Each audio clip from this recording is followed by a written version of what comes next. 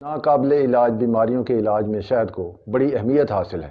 قرآن مجید نے اسے ہر بیماری میں شفا کا مظہر قرار دیا ہے۔ اس سے ظاہر ہوتا ہے کہ بیماری خواہ کوئی بھی ہو، ہر بیماری میں بلا تخصیص شہد دیا جا سکتا ہے۔